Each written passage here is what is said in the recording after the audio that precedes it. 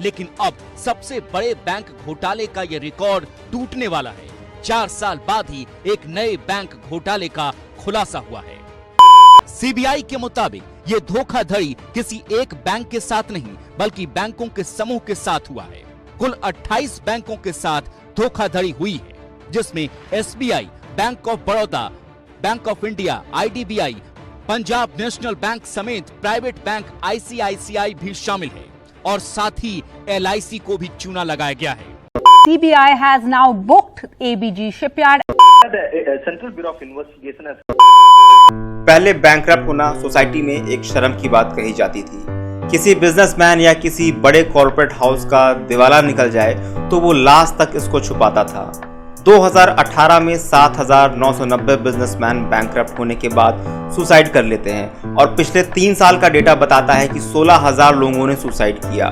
पर आजकल दिवालिया होना शर्म का नहीं बल्कि एक प्रॉफिट मेकिंग डील बन गया है।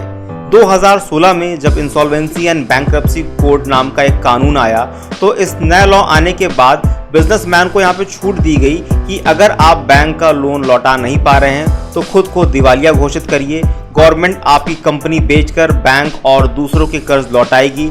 लेकिन इस सिस्टम के बनने के साथ ही इसमें लूप होल्स की बात भी होने लगी। इस तरह के एलिगेशंस भी लगे कि कहीं इस लॉ का गलत फायदा तो नहीं उठाया जा रहा है। एक रिपोर्ट के अनुसार इस समय देश में लगभग 4,946 छोटी बड़ी कंपनियां दिवालिया घोषित हो गई हैं। इनमें से 457 कंपनियों का रेजोल्यूशन हो गया है, यानी कंपनियां नीलाम हो गई हैं। इन कंपनियों की नीलामी से बैंक और दूसरे क्रेडिटर की बहुत अधिक रिकवरी तो नहीं हुई है। कैसे, ये समझिए। सरकार ने बताया कि नीलाम हो चुकी कंपनियों में सरकारी बैंकों के 8,30,000 करोड़ रुपए बतौर कर्ज फंसे थे। ये कंपनियां इतने सस्ते में बिकी कि मुश्किल से मुश्किल 2,50,000 करोड़ रुपए ही वापस आए, मतलब लगभग 6 लाख करोड़ रुपए डूब गए। टेक्निकल लैंग्वेज में कहा जाए तो बैंक ने अपने खाते से 6 लाख करोड़ रुपए राइट ऑफ कर दिए। ये पैसे किसके थे? ये पैसे हमारे और आपके थे। ये पैसे इस देश के टैक्स पेयर के पैसे थे। इंसॉल्वेंसी एंड बैंकरप्सी कोड के तहत जिन कंपनियों का कर्ज का निपटारा हुआ, अगर आप उनके नाम सुनेंगे तो आप शायद चौंक जाएंगे।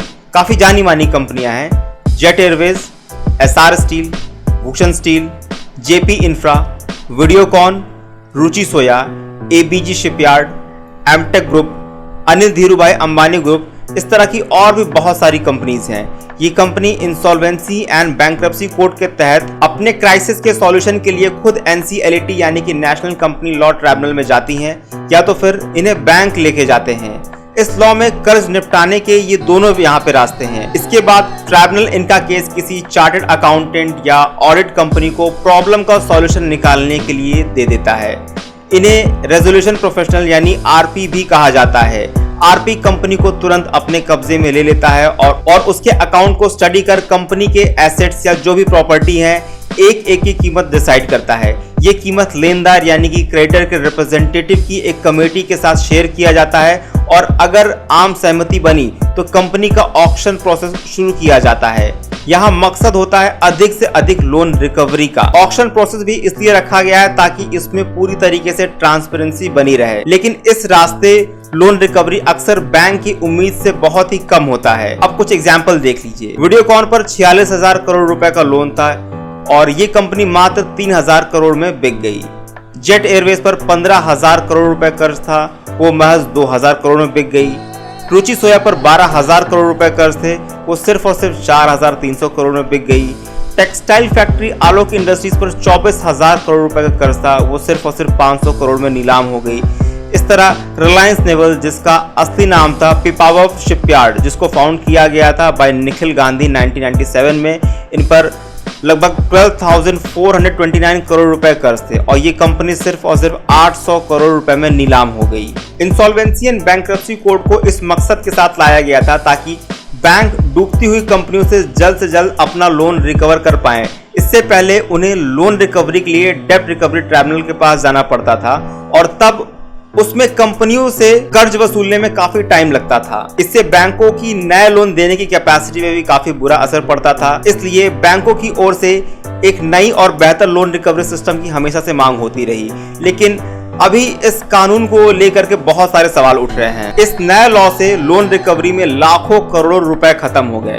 अब सवाल ये उठता है कि बैंकों का लोन मालिकों ने कैसे डुबाया या ये पैसे किस तरह से चुपके से अपनी किसी ऑफशोर कंपनी में भेज दिया, इसकी जांच क्यों नहीं हो रही है। आलोक इंडस्ट्रीज के मालिकों के सीक्रेट अकाउंट होने की बात पैंडोरा पेपर्स में आई थी, पर आज तक उनके खिलाफ कोई कार्रवाई नहीं हुई। एमटेक कंपनी के मालिकों ने 127 फर्जी कंपनियों में अपने 80% प्रॉपर्टी और बैंक के पैसे चुपके से डाल दिए हैं और खुद को बैंकरप्ट घोषित कर दिया है। आज तक मालिकों से एक सवाल तक नहीं पूछा गया है। और वहीं पर एक आम आदमी होम लोन या कोई एजुकेशन लोन ले लेता है और उस लोन को लौटाने में अगर एक बार भी चूक हो जाए तो सरकार या बैंक कैसा बर्ताव करती हैं, ये मुझे बताने की जरूरत नहीं है, इसका आंसर आप खुद जानते हैं। दूसरा क्वेश्चन ये कि डूबते हुए बैंक अकाउंट की रिकवरी मैक्सिमम 20% है। अगर इसको मैं दूसरे शब्दों में कहूं तो बैंकिंग सिस्टम की 80% अमाउंट राइट ऑफ कर दिया गया है। सवाल ये है कि इसकी मार कौन झेलेगा। एक उदाहरण देता हूं मैं आपको, एक एग्जाम्पल से मामला साफ हो जाता है। डूब चुके यस बैंक को बचाने का जिम्मा स्टेट बैंक को दिया गया था और स्टेट बैंक ने यस बैंक को बचाने के लिए, उसको रिवाइव करने के लिए लगभग 6000 करोड़ रुपए डाले और उसमें 48.2% स्टेक के साथ दूसरे दिन स्टेट बैंक ने सेविंग अकाउंट पर इंटरेस्ट रेट की कटौती कर दी। यानी एक तरफ से यस बैंक में पैसे डाले और दूसरी तरफ मिडिल क्लास की जेब से पैसे खींच लिए। केस कितना बड़ा और सीरियस है इसका अंदाजा तब होता है जब हम इसे टोटलिटी में देखते हैं। अलग अलग गवर्नमेंट ऑफिस से जो डेटा सामने आ रहा है उन्हें मिलाया जाए तो 2014 से अब तक यानी कि पिछले 8 सालों में इंडिया के सरकारी और गैर सरकारी बैंकों के 10 लाख करोड़ रुपए डूब चुके हैं। और एट लास्ट देखा जाए तो इसकी मार कौन झेलेगा। अंततः इसकी मार बैंकों की स्पाइन पे पड़ेगी जो खुद तो हैंडीकैप होंगे ही और इंडिया की पूरी इकोनॉमी को भी हिला देंगे और फिर इसका आखिरी झटका मिडिल क्लास को ही झेलना पड़ेगा। ये वीडियो आपको कैसा लगा आप नीचे कमेंट बॉक्स में लिख करके बता सकते हैं। मिलते हैं हम लोग अपने अगले वीडियो में। बहुत बहुत धन्यवाद।